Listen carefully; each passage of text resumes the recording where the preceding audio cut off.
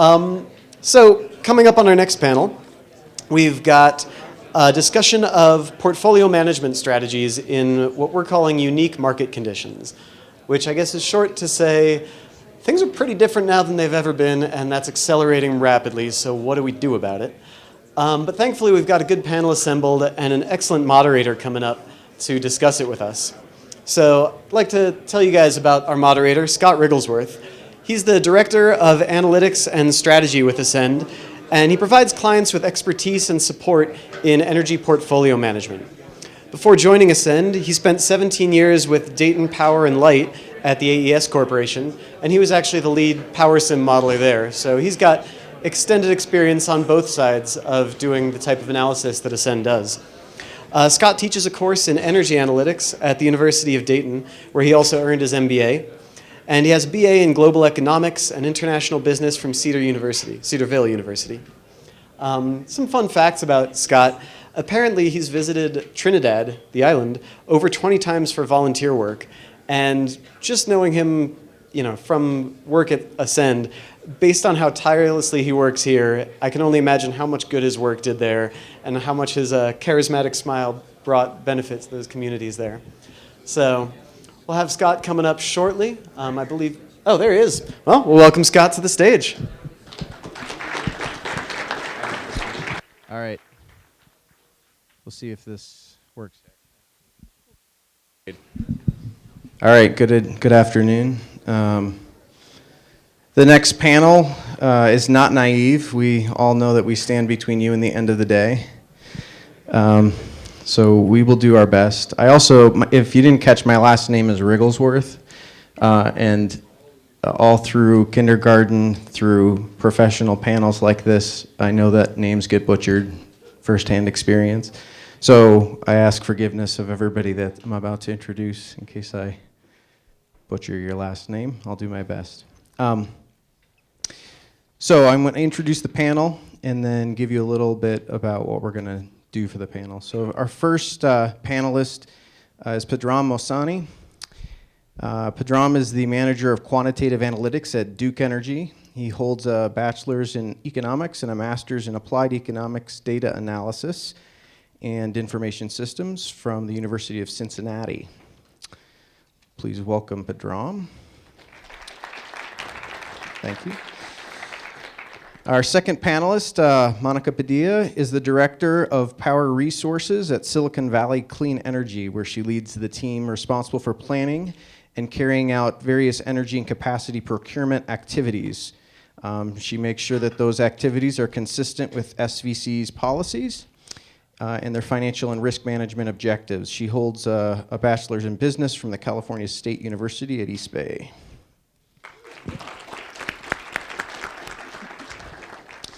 Next, we have Herman Pichardo. He is the Commercial Structuring and Analytics Manager at AES. Herman is located in Panama. He manages the power and natural gas portfolios for Mexico, Central America, and the Caribbean. He holds an electronic engineering degree from the University of Intex, Santo Domingo, and an MBA from the University of PUCMM, Santo Domingo. He also has a master's in energy industry regulation from Spain's University of Comillas? Close? Comillas. All right, thank you. There, I butchered the university name. I know I messed that up at some point. Please welcome Herman.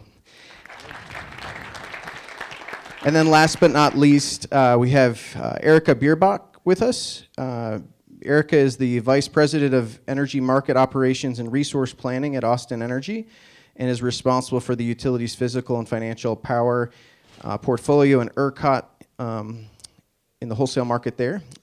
She is involved with and manages the real-time and day-ahead desks as well as the forward market desks.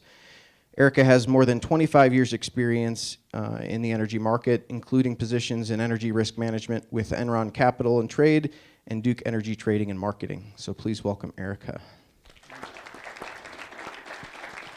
All right. During the slight break there, you should have had, so if we could advance the slides maybe there. This is everybody that's with us here. And then the next slide on your desk or on your table is a piece of paper that looks like the next slide. What you have here is if you didn't catch on the thank you, I didn't know that. Appreciate that.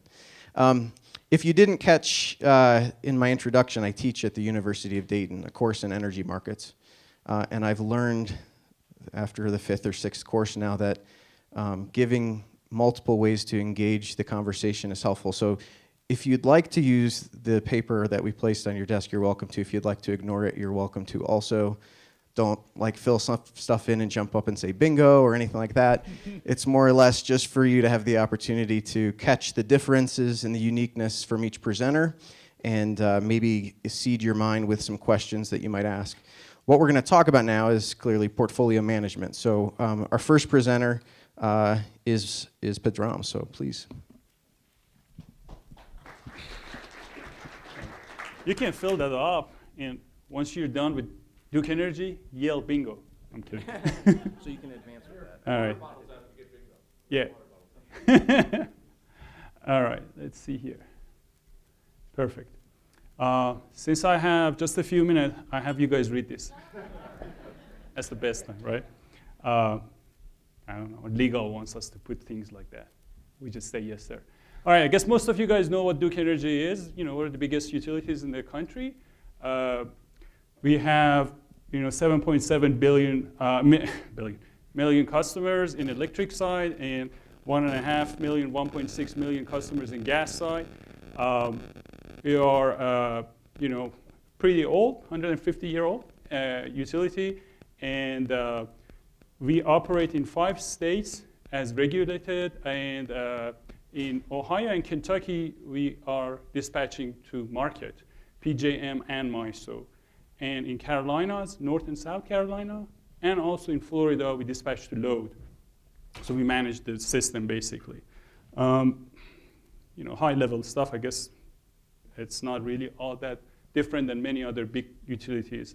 I put this slide here just to mention what you heard from most of the other utilities. Clearly, we are also moving away from coal, still there. It's going to be there at least what we see till 2030. But it's going to have severely diminishing role in the gen. We have plenty of gas growth, and we'll talk about that a little bit. We also have plenty of renewable. What I forgot to mention up here, it's probably not a bad idea to go over it, or you can quickly look at it on that corner. We also have a renewable branch that is very active all over the country. We also have some outside the country.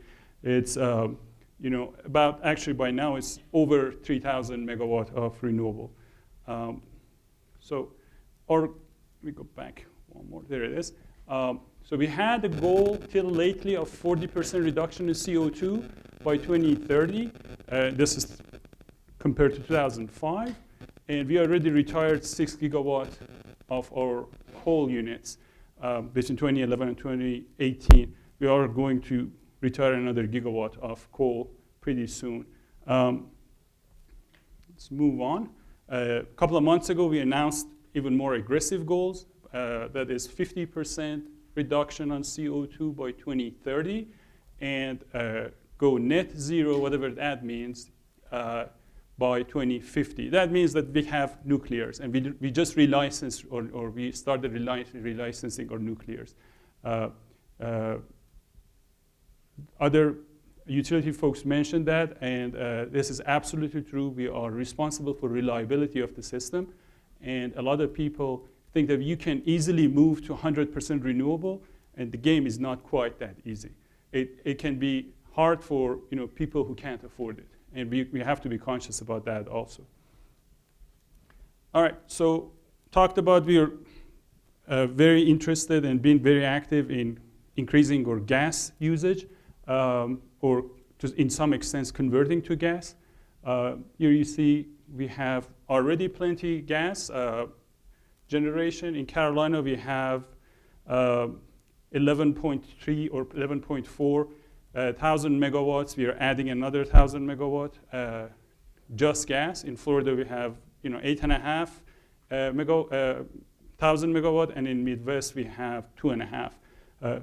Heavily gas. In Florida, we're almost all gas, and in Carolina, we're moving toward, as you can see. This is a renewable, in particular solar. Where we are at, there is not a whole lot of wind. We do purchase wind, but unless we get some offshore, there is not a lot of wind out there. Right now we have 3.7, I guess, thousand megawatts. We're talking AC renewable, and we are moving to 9,000 megawatts by 2034. Yeah, I can hear it from here. See.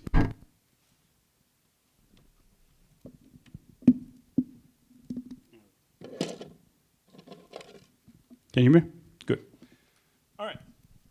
Let me go back here. There we go. So that's renewable, and everybody talks about coal is gone, and I disagree. It's not something that can be, considered gone overnight. There's a lot of investment in coal. There's a lot of power plants that burn coal.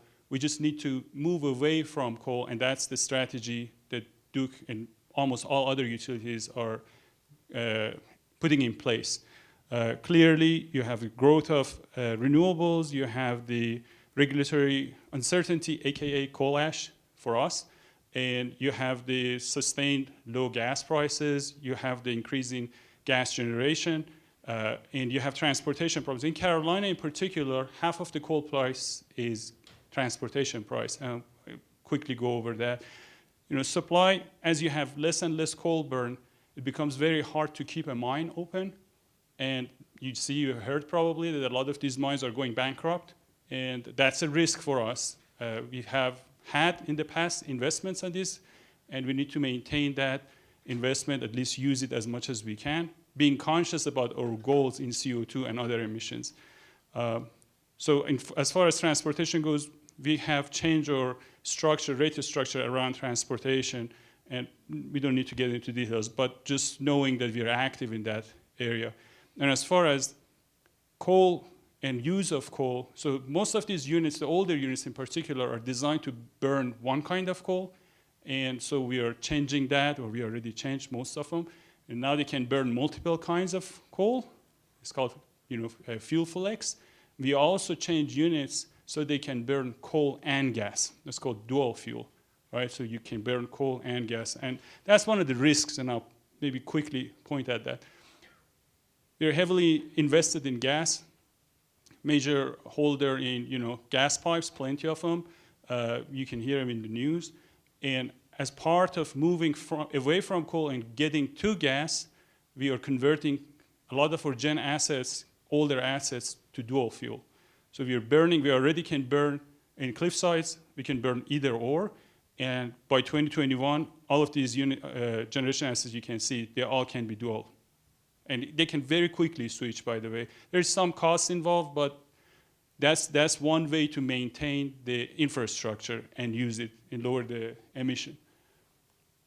All right, so this I put in particular because a lot of utilities are using a deterministic look at everything. When they look at this, when they look at their, here's the man. When they look at their risk, they don't really look at the risk the way they should. And having a background in statistics really helps, at least me, to understand the difference. Here's a really simple example. If you just look at it deterministically, this is what you see. If you look at it stochastically, you see these dots. Each dot is a run, right? A simulated new world, basically, of the same year. And I'm going to zoom into this because it's really interesting. Before dual fuel, you had a nice distribution. It's not normal distribution, but it's really nice. And you can manage risk around it, right? As soon as you switch to dual fuel, this is what you get. A binomial distribution. How do you deal with the risk? Is risk ready to measure this kind of distribution? At least internally, we see that it's a problem. The old measures, the old methodologies, they're not ready to look at this type of distribution, so that causes some challenges. And with that, here are the challenges, and that's my presentation. Thank you.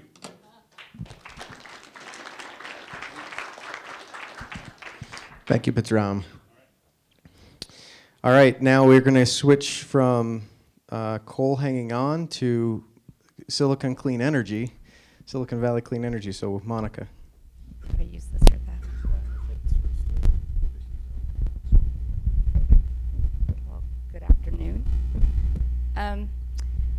So I guess I should start with saying that once upon a time, I actually worked for a utility that had a portfolio. And so now I work for a CCA that doesn't really have a portfolio, it just has a load.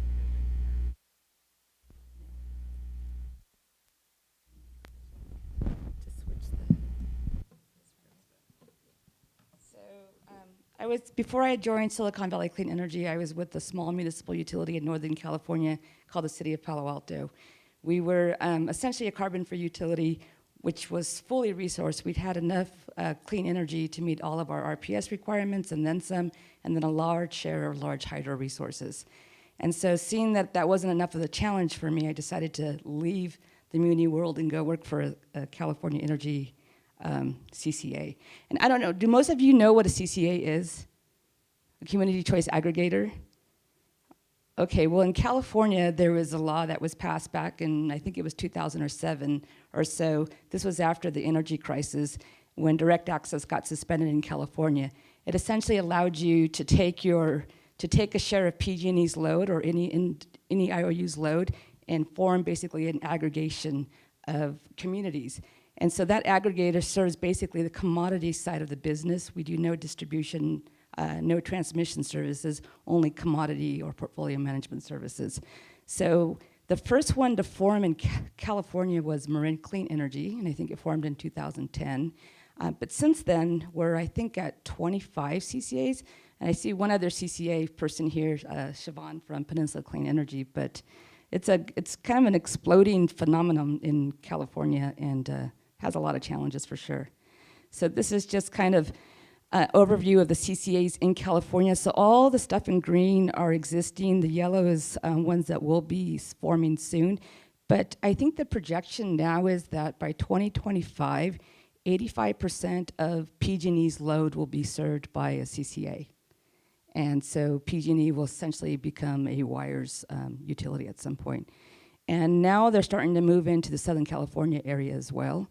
And so SoCal Edison has got its first CCA that launched, I think, last year. That's Clean Power Alliance. And then San Diego Gas and Electric is also forming CCAs in their service territory. So SVCE, we launched in 2017. We have about 270 to 300,000 customers. We serve 13 communities, which represent all of the cities in Santa Clara County, minus Palo Alto, San Jose, and Santa Clara, because they're municipal utilities. San Jose is actually a CCA as well. Our load is about 4,000 gigawatt hours a year, and with a peak of about 800, but actually on June 10th, we saw a peak of about 840 megawatts. So our load is balanced within the California Independent System Operator, and if most of you know what an LMP or a nodal pricing market looks like, this is pretty familiar with you, to you. I think the difference in California, and not knowing many of the other LMP structures throughout the state, is that all load in PG&E service territory settles at one price, and that's called the DLAP. So it's an aggregated price. It doesn't matter if you're in the Central Valley or if you're in the coastal region or if you're in Northern California, you settle at the DLAP price. And then if you have generation, that generation settles at whatever the P node is. If you don't have generation and you're just buying energy products to hedge your load, then they settle wherever you determine. But for us, it's usually at an aggregated point called NP15. So again, I used to manage a portfolio that had both supply and load in it, but as a CCA, you start with just a load. So in 2017, when we launched, we basically just inherited a load. And so we took a pro rata share of PG&E's load that served the geographic area where we were at. And with that load came all the obligations associated with being a load serving entity. So whether it was RPS, resource adequacy, reporting requirements, those are all inherited by the CCA. And so you start off with the load and a small staff, and you basically start to build your portfolio. So as I mentioned, we don't have any resources in any real generation resources in our portfolio, the type that we talk about, like Duke has or LA has. We have nothing like that. We have like a pseudo generation resources to hedge our load. But we have signed our first set of PPAs. We signed 3 last year. The first ones will come on in 2021. We signed 2 for solar plus storage and 1 for wind out of state. And then we're in the process of signing an additional 6 PPAs. And these are all to get to an RPS target of about 50%. We have a 50% RPS target right now, but we meet it with short-term resources. And then we're also a carbon-free CCA. So we procure a lot of large hydro resources from the Northwest. And when I say we procure large hydro resources, what we really procure is a product that's kind of an index plus an attribute product. So there's no underlying energy that comes with it, but rather the contracts that we structure give the seller the ability to essentially just deliver some attributes to us any time in the year, but not physical energy. So I don't have that energy to match against my load. So because of that, I have to do a whole lot of hedging with just these products that we call in the CalISO ISTs, or interscheduled trades, which essentially is I'm buying energy from a company like Shell or Constellation or Exelon, any marketer, and they're usually shaped either on an hourly basis, so I tell them what I think my hourly load is going to be, or a block on and off peak to try to match my load. And they're usually also settled on a day-ahead basis. The other thing I wanted to mention about being a CCA is we really don't have a load per se. So I call it load, I call it fake load in the CCA world. Because when you're formed as a CCA, it's not like you built a distribution utility. You don't have a service territory where you put all your wires and you put one substation or several substations, you have one point of interconnection or multiples, and that's what you schedule your load to and settle with your independent system operator. Instead, we get a pro rata share of PG&E's load. And so if PG&E serves a humongous territory in Northern California, including Central Valley and the coastal regions in Northern California, they have a particular load shape. And they aggregate that load shape throughout the whole entire service, their whole entire service territory. And we get a pro rata share of that. So in my service territory, we might have a different hourly load shape. Like we have a lot of behind the meter solar, and so we might dip in the afternoon more than the PG&E average, and then we have a real rampy load. So we come up much faster than the rest of PG&E. But for the purposes of scheduling and settling with the ISO, we schedule to this fake load, and for the purposes of serving our customers and charging them, it's based on their actual load. The other thing I want to note is that we do have AMI data, and we hope to use AMI data in the future for settlements and scheduling, but right now the quality is just not good enough for us to use for ISO purposes. So why does that matter? Well, if you don't know what your load's going to be, and say you've only been around for a year or 2 or 3 years and you don't have enough historical data, then it's really hard to forecast your load. And so our load forecast essentially is an extension of what we believe on a monthly basis it's going to grow to based on this average PG&E load. But you know, in the days of load forecasting, I mean, you basically look at years and years and years of data, and you look at different weather situations, and you forecast the load based on some kind of regression analysis. Well, we don't get that luxury. We have to basically assume what our load is going to be based on 3 years of historical data. And when that matters is when you have abnormal events. And so on June 10th and 11th, well, the whole week, basically, Northern California was suffering a heat wave. And that's not abnormal for Northern California. We do get 3 or 4 days of heat wave. But the difference here was that in the coastal areas, so the PG&E Bay Area section where we're located, it actually got really, really hot. It got hotter than some of the Central Valley. And so on a system-wide basis, the ISO and we ourselves way underscheduled our load on a day-ahead basis. And so when you underschedule a load on a day-ahead basis, you're subject to imbalances. And so on the real-time basis, you have to meet your load, and you get basically, the ISO charges you whatever the imbalance cost is. The other thing that happened is a whole bunch of generation went off that day too. Not sure why, but market prices just skyrocketed. So our inability to forecast what we think what our load actually was on an hourly basis, on a 2-day period cost us $2 million. And that's just for several hours in that and our total commodity cost is like $270 million a year. So it's a pretty big hit. So that's why it's really important to understand your forecast, understand your load, and be able to forecast properly.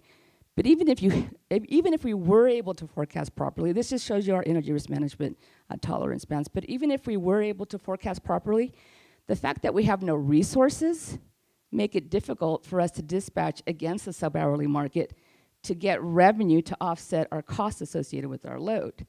And so really right now, we have an energy risk management policy that looks at it at a very high level on a month ahead or a year ahead basis or an on and off peak basis, how much of our load should be covered with these fixed price products. But what we really need is we need resources that we can dispatch, whether they're batteries or other resources, to mitigate some of those imbalances or hourly, sub-hourly costs. So, whoops, that's not me. And that's what we're looking at. We're looking at ways that we can not just bring on resources that can mitigate risk on the supply side, but also look at ways that we can manage our load on the demand side as well.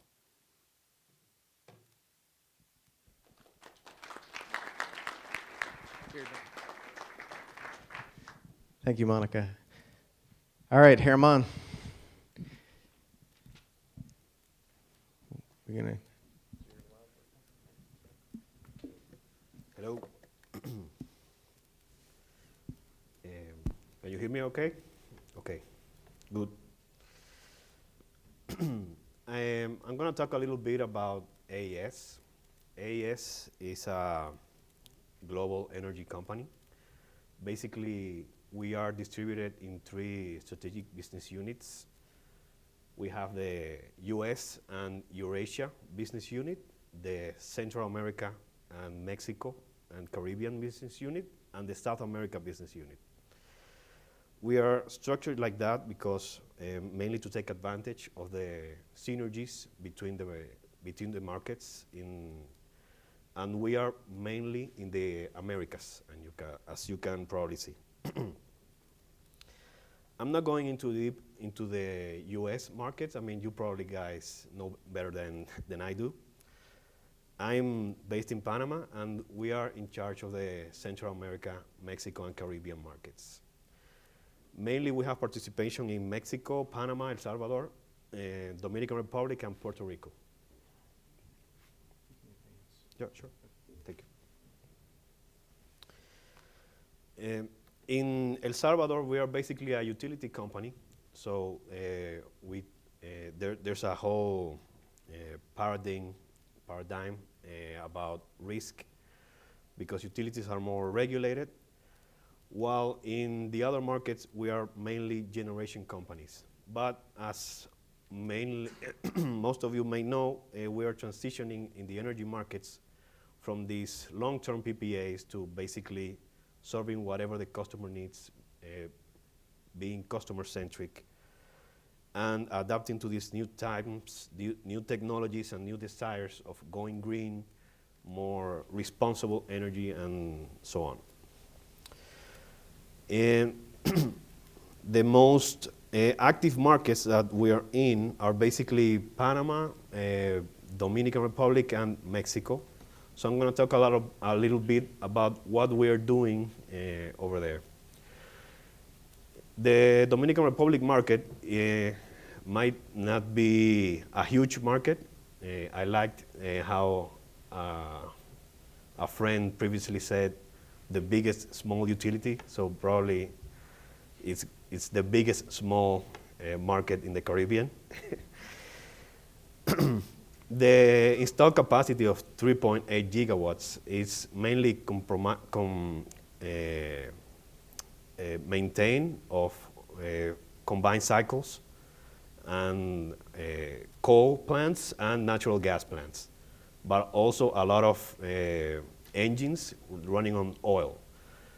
So as you can see, we're still a little behind on the whole trend of going 100% renewables in that market, but everybody is talking about it, and the government is really pursuing those goals. How you see our energy matrix is mainly diesel, bunker, and natural gas right now, and that's going to transition because we have a huge 700 megawatt plant that the government was already previously committed to, and it's coming online as we speak. So still, coal is going to be a very important part of that market. And also, the government is trying to pursue renewables penetration in order to reach those RPS targets that about 25% is our current target right now.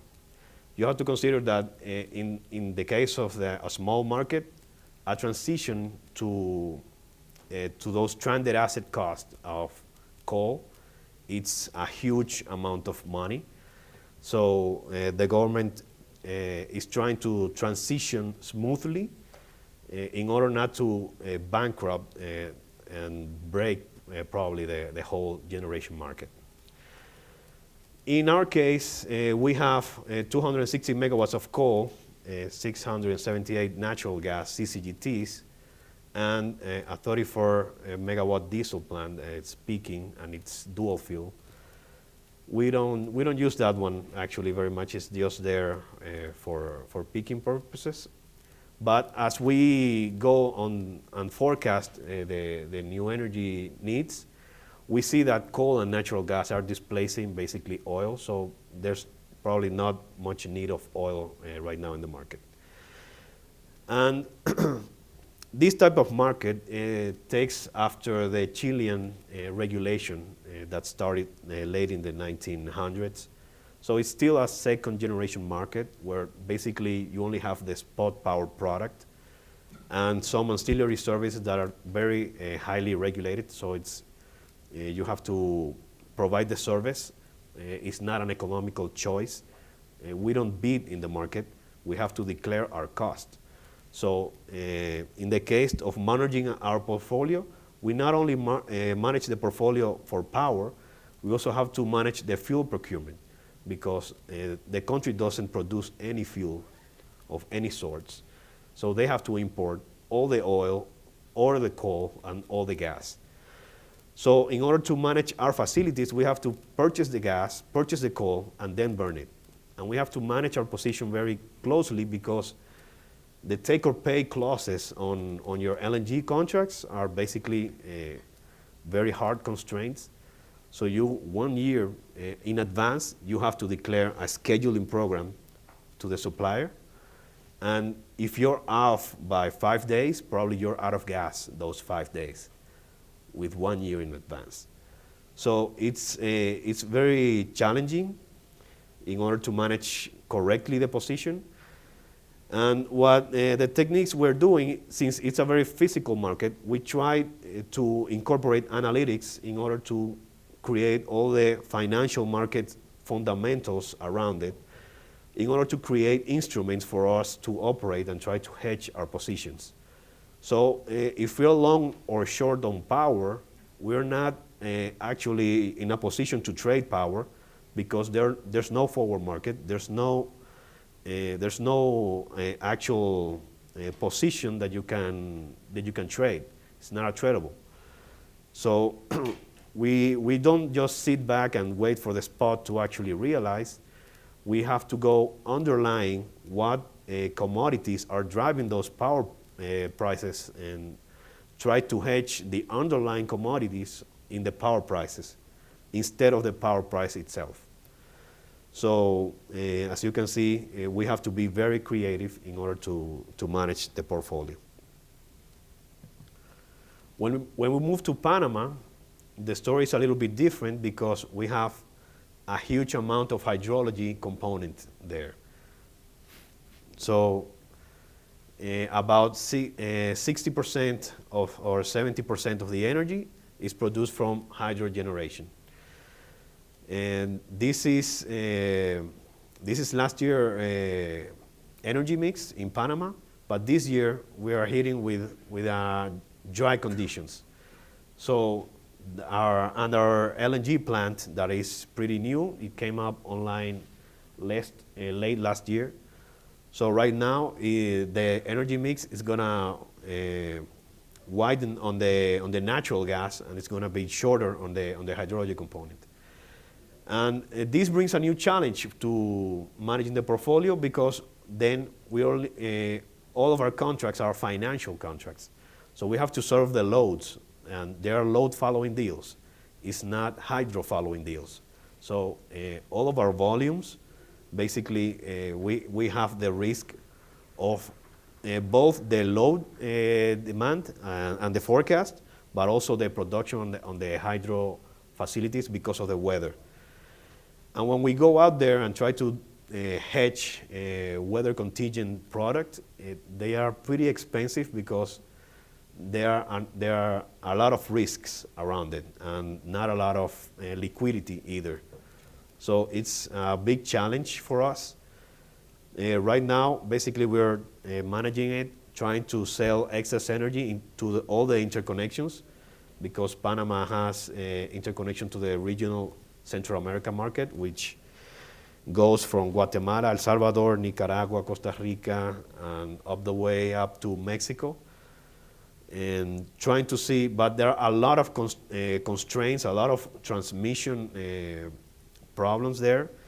And when you go across markets, some are not even markets, they are just government-owned, fully integrated utilities.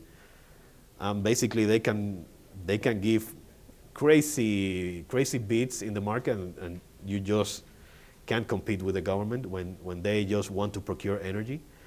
So in the case of a drought, for example, in Costa Rica, the Panama system is probably very near, so it's probably in a dry season too. But since Costa Rica is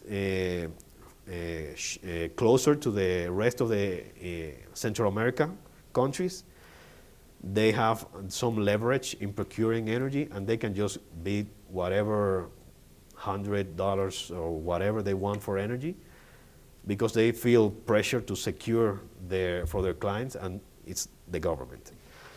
So that's and government is very important, because that's a big stakeholder that we have to take into consideration also in order to make them realize what are the the possible recommendations from a regulatory point of view, in order to allow new technologies to come into the system. Because it's not easy just to say, I have some batteries here, you only need to pay capacity, and that's it. They need to know, okay, but how much energy is that going to produce? No, it's not for producing energy. It's for doing energy arbitrage or frequency regulation service or things like that. So it's very challenging in order to accommodate the needs of every specific market and every specific stakeholders.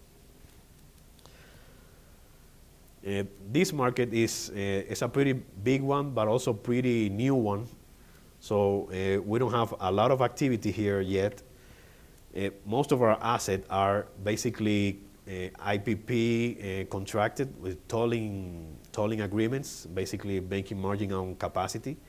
But as we see the markets evolving, and Mexico just opened up a couple of years ago to new markets and making new bids with new historical low prices, they were in the low 30s.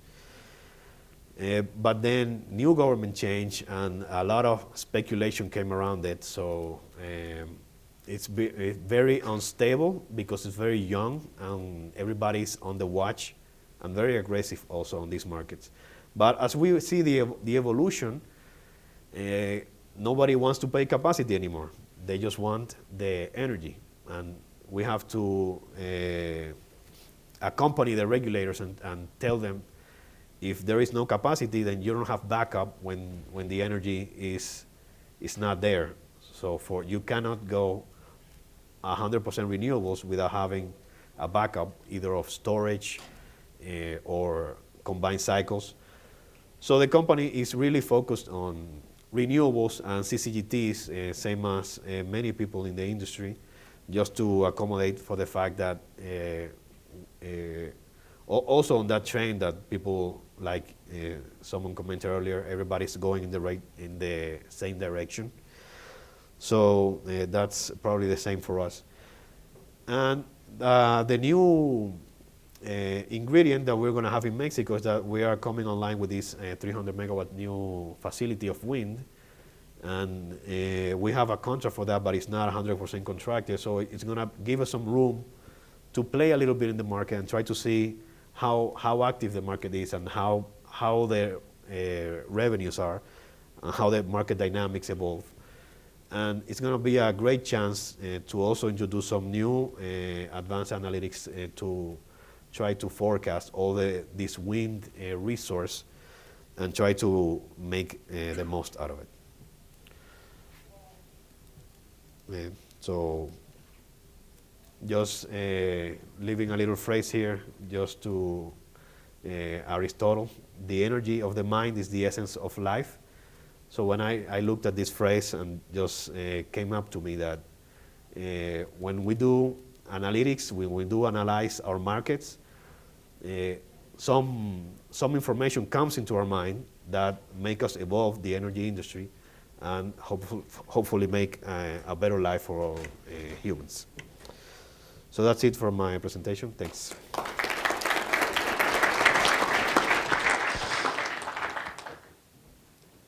Thanks, Herman. And lastly, we have Erika Bierschbach, please, with Austin Energy. Good afternoon. Green button. So I'm the last deck between you and dinner or you and a drink, so I'm going to not tie this up too long. So Austin Energy, talk to you a little bit about us. We're at the Department of the City. We are the third largest municipal electric utility in the nation. So we have a little under 500,000 customers. And we've been community owned since 1895, so next year is our 125th birthday. We also are a leader in our renewable and sustainability goals. We are, the City Council is our board of directors, and our customers are our shareholders. So we have very vocal stakeholders about how we should manage and how our portfolio develops. So we have a very active process that we go through. So we are 4% of the ERCOT market. We, like earlier panelists talking about the nodal market, we sell everything into the ERCOT market. All of our generation is settled at nodes across the state, and all of our power, our load, is basically settled in our load zone. We also are a vertically integrated utility, so that allows for us to kind of do some interesting things with regards to new technologies, pilots. We have a real interesting SHINES project going on where we have electric storage systems that are tied to community solar, that are also tied to residential load. We have an effort called Pecan Street, which it's a neighborhood in Austin that collects a lot of data on the electricity usage for those residents. So we really actively look at ways to be able to develop different technologies as they emerge in energy. So we're very active there. So we're very proud of the fact that in 2023 we'll be 85% carbon free. We are ceasing operations of our portion of a coal plant that we own in the state, and we have a goal to reach 65% renewable energy by 2027. We're probably going to get there sooner than that. I think on an earlier slide you guys saw Texas's RPS was like at 5,000 or something like that, and I think we blew through that well over a decade ago for the state. ERCOT has somewhere like between 20 and 21,000 megawatts of wind, a couple thousand megawatts of solar. The way I like to kind of depict where solar is right now in Texas is where wind was about 10 or 12 years ago, but we think the trajectory of that growth is just going to be a lot faster than wind. It's a complement for sure to that technology. So that's where we are with regards to our carbon-free goal or our renewable goal. So this is a map of our assets, basically our portfolio. We have close to 2,000 megawatts of wind in our portfolio. I think it's like 18 or 1,900, and about 1,200 megawatts of solar. So 3,100 if you include the rooftop in there, and then we also have about 1,500 megawatts of generation. And so we peak at 2,800. So we're very long. Part of the story with regards to our portfolio is about 2 decades ago, Texas law passed a bill that allowed for munis to be able to financially protect their commodity price risk. And at the time, natural gas was extremely volatile. And Austin needed to protect against that volatility. And so that was really the mover in the portfolio. And then really the theme for this conference is very appropriate for us as far as energy and transition, because not only has our market been transitioning over the last 2 decades, so has our portfolio. So has commodity price risk for us. We began a hedging program to manage the natural gas price risk in our portfolio.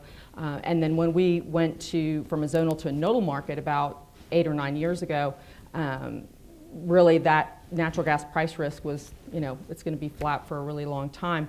And all of our price risk is at the nodes. And so it's with our generation and it's with our load. And so we, at the time also looked at things very deterministically, discretely, and we knew that we needed to look at things more probabilistically and stochastically. And so really made a huge effort to start to look at our portfolio in that way. One thing I wanted to mention was take a challenge on Dr. Johnson's slide that y'all saw earlier that said, Houston, we have a problem. And I'll tell you that Houston was pretty ecstatic about those prices. Those generators want to earn those dollars, there's instruments out there to be able to protect from those prices as well. It's just how well those market participants do it. So one of the things that we saw, we were at a Public Utility Commission meeting about a week or so ago, and it was going over what happened in the summer. And you had market stakeholders, market participants from both load, huge load, the puns and the load across the coast, as well as reps, as well as generators and so forth, co-ops, munis, public power. And everyone said the market worked the way it was supposed to. Those price spikes are there for a reason. They're there to incent generation to come online. Now, having said that, it's an interesting, it's an energy-only market. It's an interesting thing to watch because and to participate in, because the reserve margins are very low in the 7 to 8%. It's interesting after the summer goes by, because we've had 2 tight summers, 2018, 2019. How some of that generation shows up when you need it, and sometimes it doesn't.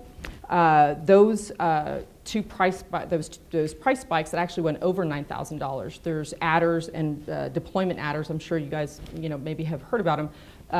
So it actually was over $9,000. But those are in there to be able to incent generation to come online. But one of the things that caused those price spikes was because wind wasn't showing up. We basically had a huge forecast error across the state, where we were expecting 5, 6, 7,000 megawatts of wind, and it was coming in at 1 and 2. So that kind of supply-demand balance being off by that much really manifested itself that week. And it was solar, which is supposed to be there most of the time, it's more consistent than wind. We experienced huge rainstorms in the west, where most of the solar is right now. It's really being developed all over the state, but it's really in that area. So it was a real interesting week, to say the least. and we'll be looking at it for some time, but it did work, and what we're hoping for is that those prices and that continual kind of engagement in the market, developing it. They're working on real-time co-optimization right now, which is another item that should help provide good market signals and transparency, to help kind of bring new products to market. The wonderful thing about risk is that people want to leverage that, right? They want to be paid for that, and I need somewhere to transfer it to. So that's where you start to, have technology products or just smart solutions come into the market to be able to resolve those price spikes, congestion, what have you. So we look at demand side. We look at all the assets. My portfolio really is made up not just of generation, but also of the way that I can manage my load, whether it's through demand response, whether it's through DG, and other, storage. Like I said, we have the pilot with regards to our storage systems as well. So having said that, us wanting to really look at our portfolio in a much more stochastic and probabilistic way, we needed to be able to properly quantify the risk associated with where our assets are placed and what our load is bearing. And we have something called a power supply adjustment. So our job is to be able to keep that power supply adjustment stable and to provide some certainty around that number. And so we used Ascend to be able to help us kind of quantify what our PSA metrics are. And so we look at what our generation revenue is. We just started doing these, so these are kind of dummy numbers, but the idea is that we look at our generation revenue, our load cost, our overall PSA total, and that rate. And so we set goals around what that is going to be for the year, and then we actively manage to those goals. So we use Ascend to be able to provide reporting to our Risk Oversight Committee. That's our goal, and to be able to help them see that risk around our load, around our portfolio, around our generation, and around any of the assets that we bring into our portfolio. So that's the value and the idea behind us using the product for portfolio management. That's all I've got. Thank you, Erika. All right, so we're going to do a few Q&A questions here with the panel. The first one, so as a young analyst, I learned that the people responsible for managing portfolios that have to come into work the next morning usually lay in bed, awake at night, trying to contemplate what the things are that could go wrong. I know this is the case because I would get countless emails in the middle of the night from our portfolio manager, our VP, that I'd wake up to and would have a flurry of work at 8 a.m. So I wanted to ask a few of you, maybe Herman, if you could go first. What is the chief fundamental risk that keeps you up at night when you think about your portfolio and your market dynamics? Basically, in our case, the main variables that are changing our portfolio are still commodity and hydrology. To me, it's very important the communication part on the risk side, because I've told countless of time, okay, this is how bad the hydrology is, and then having to communicate this is why it went below. So it's very interesting, dynamic, and uncertain. So Monica, you said you have fake customers and fake generation? Fake load. Okay, real customers, fake load, fake generation. So what keeps you up at night? Is it that they become real, or what? We get real muddy too, by the way. I think for us in California, I think the other CCAs would probably agree with, outside of managing your load, and that's really important. And fortunately for us, we've been able to build up reserves to deal with some of the uncertainty associated with the wholesale market. But really, it's the legislators and the regulators in California. If you can imagine, they really don't like CCAs. And so we really kind of kick sand in their face. And by taking essentially what was a centralized, very regulated, controlled load that was concentrated in 3 IOUs and dispersed it throughout all these little communities and elected people. And so they don't really like that. They don't like the loss of control. And because of that, they're really, really focused on us. They're focused on us both from a regulatory standpoint and from a legislative standpoint. And for us, some of the biggest risks are the possibility of, by law, passing some kind of a central buyer mechanism, where essentially everything that we've bought could become stranded. And that's a real reality for us. The regulation side, we're all kind of doing what we're told to do, following the rules, and the rules keep changing over and over. So you don't know if what you buy is going to count from one moment to the next.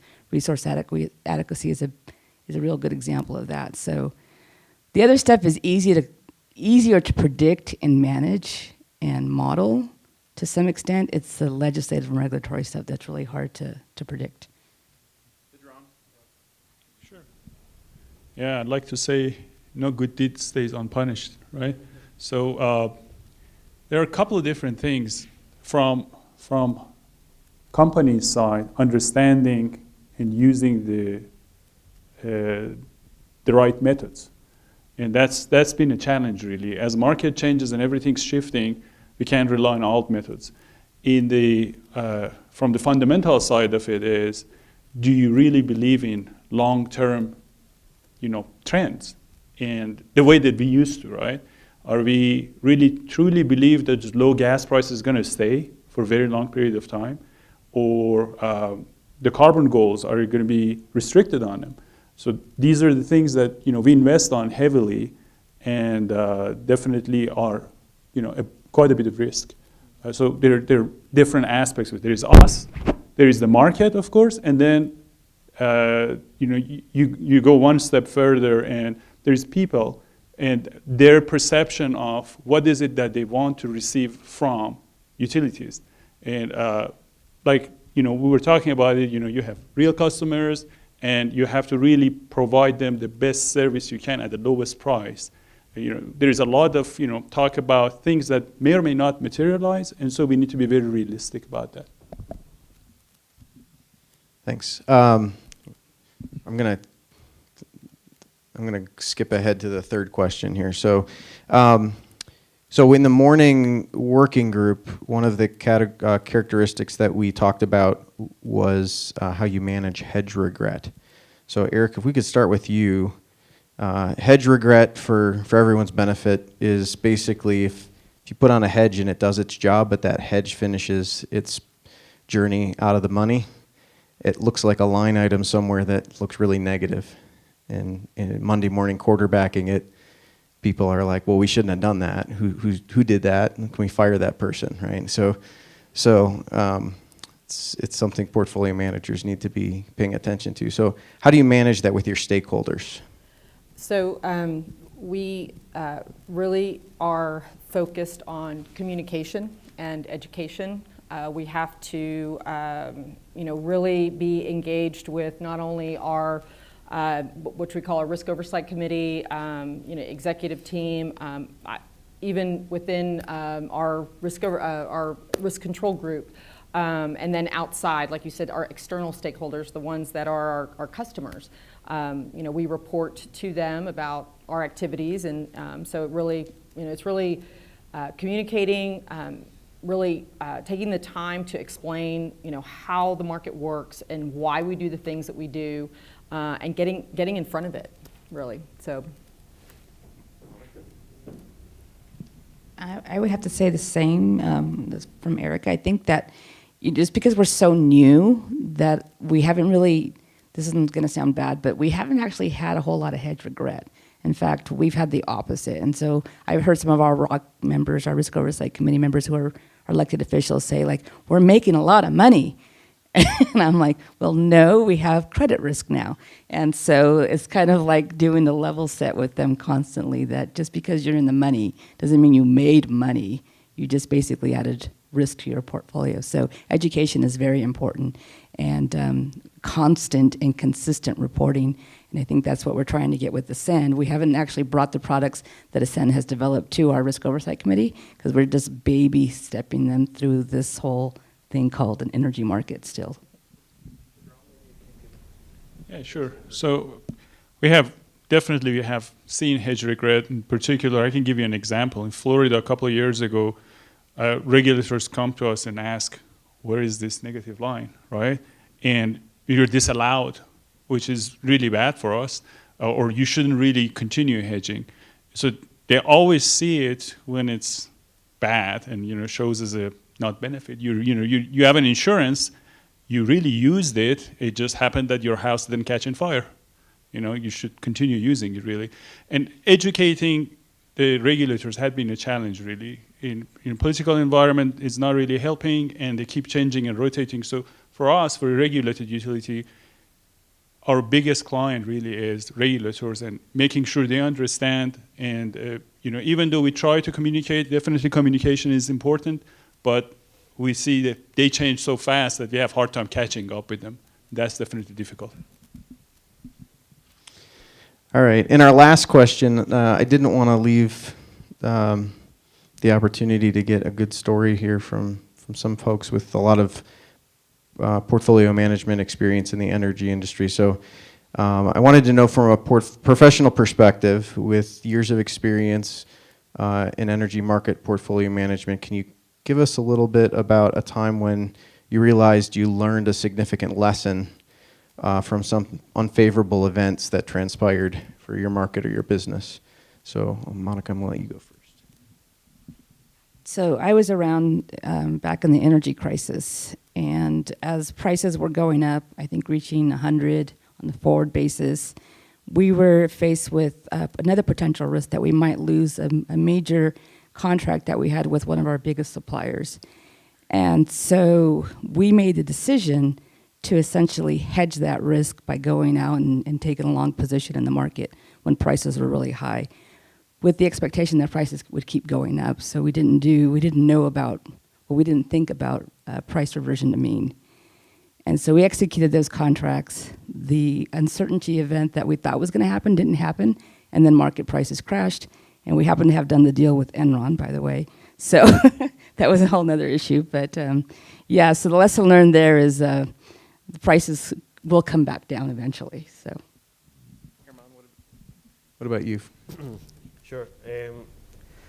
In our case, I remember clearly when we also bought a hedge or basically we committed to buy physical coal when coal prices were going up like crazy, and we ended up buying a big portion of coal in order to gain some certainty.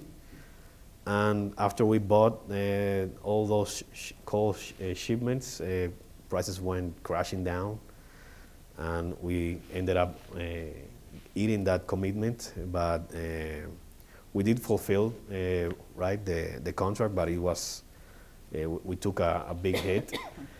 And to me, that I remember that everybody was stressed from all the company level because of that decision.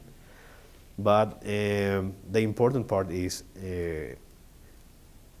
you never know. So you cannot wait for the hedge to be positive or negative. So that's when we started creating this resilience to hedging and trying to communicate more effectively that, hey, when you hedge, you shouldn't expect a positive payout, because that's not the purpose of the hedge.